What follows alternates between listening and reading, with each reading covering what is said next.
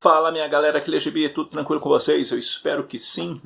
O vídeo de hoje é aquele videozinho onde a gente conversa um pouco sobre as experiências de leitura de dezembro. Embora já estejamos avançados aí um pouco no mês de janeiro, né? Como eu estive de férias, não deu para postar esse vídeo antes, né? Não deu para fazer antes, coisa e tal, então estou aqui agora tentando compensar um pouquinho do tempo que eu estive afastado aí de vocês por meio dos vídeos. Mas, sem mais delongas, vamos então às leituras. Mangá.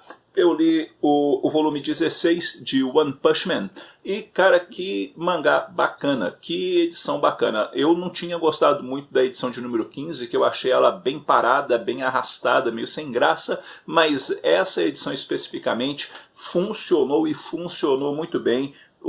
Ela tá toda focada no Garou, que é aquele cara que quer ser uma criatura, né, e quer derrotar todos os heróis, e ele então acaba enfrentando vários heróis dentro dessa edição e vai sendo provado página a página a partir dos desafios que estão surgindo diante dele, haja vista que querem capturá-lo, né? Porque ele é o cara que está matando heróis, está caçando heróis, então o pessoal começa a voltar realmente os olhos para ele. Uma edição muito boa, com ação do começo ao fim, muitos combates e que funcionou demais da conta. Gostei muito do que vi aqui nessa edição e, para variar, a arte do Yuzuki Murata tá muito boa também nessa edição. O cara desenha muito bem e o roteiro do One tá muito bacana também para essa edição.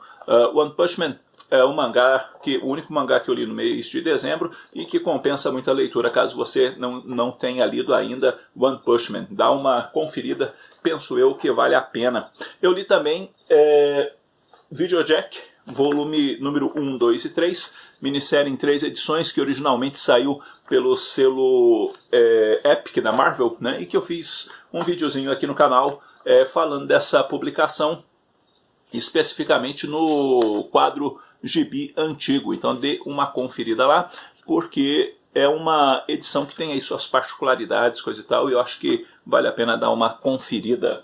Também li a edição de número 20 do Demolidor, e essa é a edição que conclui a fase do Charlie Soule e que conclui de uma forma decepcionante, infelizmente. O cara não mandou bem nos capítulos finais do trabalho dele no Homem Sem Medo. Também explico as razões, motivos e circunstâncias de eu não ter gostado, especificamente também numa resenha que fiz desse quadrinho. Seguindo, Guerras Infinitas, volume 6, Guerras Infinitas, volume 7, edição fraquinha sem graça, edição mediana.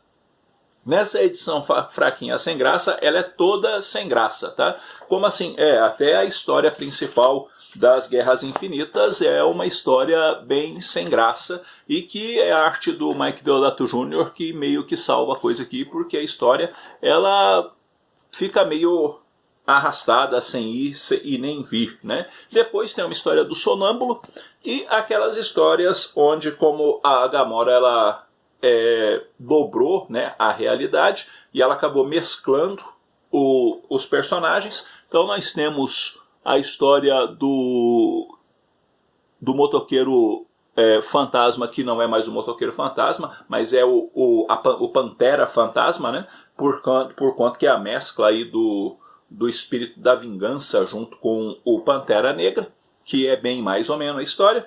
E depois tem uma história que eu não consegui ler, mas não consegui ler mesmo, eu li 3 páginas, que é a Esquila da Lua e a Mindinhasauro. É isso aí, esse negócio aqui, ó. Não dá pra ler isso daqui não, é chato pra caramba. Então eu li umas 3 páginas e eu desisti nessas 3 páginas mesmo. Essa edição foi muito ruim. Por outro lado, essa edição ela foi razoável. A história do principal, no caso do Guerras Infinitas, o Loki começa a dar uns passos mais interessantes para tentar dar um jeito na situação. Então ele monta uma equipe que ele consegue desmembrar as pessoas, né, torná-las inteiras como elas eram anteriormente, e a partir dessa formação de equipe eles vão enfrentar a Gamora, ou a Requiem, se assim você preferir, e daí os desdobramentos da história vão caminhar por aí. Uma história bacana, uma edição bacana nesse sentido, esse capítulo funcionou bem. Depois nós vamos ter uma história do Martelo de Ferro, onde o Al Ewing ele escreve uma história assim com um ritmo ou uma linguagem muito parecida com o dos anos 60. E a primeira história que conta a história do Martelo de Ferro é interessante. A segunda história que conclui o pequeno arco, ela já não é tão legal não, mas é menos ruim que o anterior, que a edição anterior. Temos também o Doutor Estranho junto com o Capitão América, né, que é o Soldado Supremo, e digamos de passagem que também é um negócio bem raso, bem mais ou menos, e que, enfim, não é lá aquelas coisas não, mas tá aí, né, a gente começou, a gente termina o negócio. O fato é que a Panini, quando ela aumentou o número de edições para colocar esses spin-offs, essas minisséries junto, né, ela acabou também prejudicando a qualidade da publicação no final da história. Defensores, a melhor defesa, tem resenha no canal. Não gostei muito, achei assim, sabe? Aquela coisa bem mais ou menos, não funcionou do jeito que eu queria. E também explico os devidos motivos no vídeo, dá uma conferida. Visão. Aqui jaz uma visão, que Deus tenha piedade de sua alma, eu também serei salvo pelo amor. Ficou quase um ano na pilha de leitura e eu peguei para ler agora no final do ano de 2019. E rapaz, funciona bem a conclusão do Visão do Tom King. Tem um ritmo muito bom. Os conceitos trabalhados por ele funcionam bem nessa publicação e tem um ar muito de Shakespeare, entre outros dramas, dentro da narrativa, e vai apontando aí para o destino, para o futuro da família do Visão. Edição que eu gostei realmente, achei bem bacana e que vale a pena dar uma conferida. Tom King em alto nível aqui. Acho que talvez o Tom King seja o cara de escrever materiais de poucas edições, né? 12 edições, 15 edições, tirando Heróis em Crise, né? Que aquilo a gente não pode contar, porque tipo o Senhor Milagre dele tem poucas edições, funciona. O Visão dele tem poucas edições, também funciona. Por sua vez, o Xerife da Babilônia tem poucas edições e também funciona. Talvez isso aí é uma coisa a se observar, né? Talvez seja um padrão. De si, o Relógio do Juízo Final, essa é a edição de número 6. E temos aqui uma edição que fica a cargo do casal aqui da capa, né? Mas por quê? Porque especificamente contará a origem deles e por aí adiante. É uma edição que é interessante, é bacana, e que eu espero que da 7 para frente, né, a história, digamos assim, dê uma deslanchada para ficar melhor do que tem sido. Sabe? Não é uma edição ruim não, mas ao mesmo tempo a gente sempre espera um pouquinho mais quando alguma coisa está ligada ao Watchmen, né? Principalmente quando se promete muito acerca dessas coisas. Astro City, Corações em Conflito, edição muito bacana mesmo, onde o cerne da edição está justamente na balestra e no Bam Bam Bam.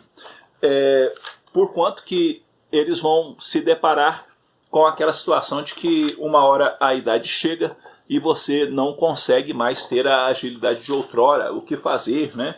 Será que o que nos resta é deixar de ser heróis ou continuaremos enfrentando o mal enquanto o corpo aguentar, mesmo diante das limitações que se acaba sofrendo por causa da idade?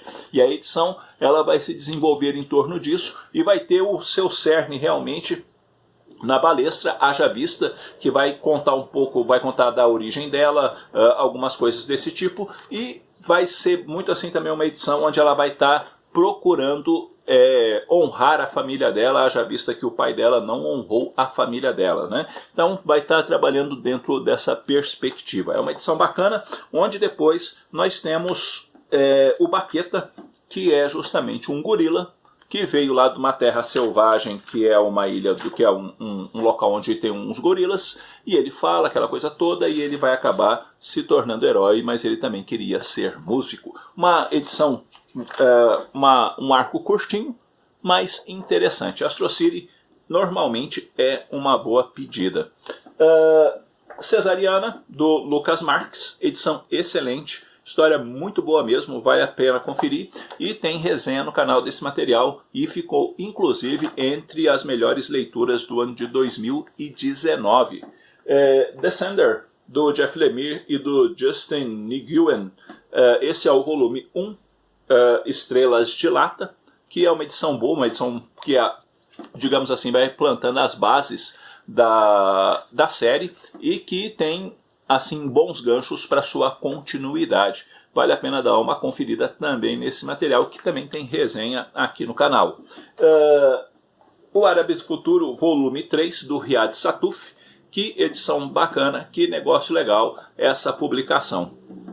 Aqui nós continuamos acompanhando a infância do autor, o Riad Satuf, né, contando sua vida lá na Síria, das dificuldades vividas, das questões religiosas, dos elementos próprios da própria cultura lá na Síria, de toda a dificuldade vivida por eles, entre outras questões, e também um pouquinho dos momentos em que eles acabam parando lá na França. Ele consegue mesclar muito bem a dificuldade, os problemas, dentre outros elementos culturais, com boas pitadas de humor. Ele consegue tornar aquilo que é bem complicado um pouco mais leve, justamente porque ele sempre procura contar a partir, né, do olhar de uma criança, né? Então, esse olhar que ele tinha é o que ele procura passar, né, para a gente a partir da leitura. Não uma compreensão plena do todo, né, mas a forma com que ele enxergava na época. Isso torna a leitura leve, ao mesmo tempo que ela é pesada por conta das várias circunstâncias apresentadas pelo autor, e é muito bom isso daqui. Se você nunca leu O Árabe do Futuro, dê uma chance para essa publicação, que vale muito a pena. É um tiro certo, digamos assim, da editora Intrínseca, esse quadrinho. Vale a pena mesmo conferir. No Princípio, do Anderson Pacheco, também tem resenha aqui no canal desse quadrinho. Tá, então dá uma conferida. Ele está especificamente junto da resenha dos Defensores, então dá uma conferida lá. É um quadrinho que vai trabalhar algumas questões ligadas à fé, entre outros elementos, que chama a atenção. E por fim, mesmo o Delivery, do Rafael Grampá, que também esteve na lista aí de melhores do ano. É um quadrinho que eu sempre classifico ele como aquele quadrinho que não é para você levar a sério, é para você pura e simplesmente ler e se divertir. E a arte do Rafael Grampá está muito boa para esta edição, vale realmente a pena. Bom, galera, é isso daí. Essas são minhas leituras do mês de dezembro de 2019. O que você leu? Qual foi sua melhor leitura em dezembro de 2019? O que você anda lendo atualmente? Haja vista que faz uns dias que a gente não conversa. O que você está lendo? O que está te agradando? O que você me indica de leitura, né? E vamos conversar um pouquinho, que conversar com vocês é sempre muito bom. Logo, logo eu estou voltando com outro vídeo. Um abraço forte em todo mundo. Até a próxima.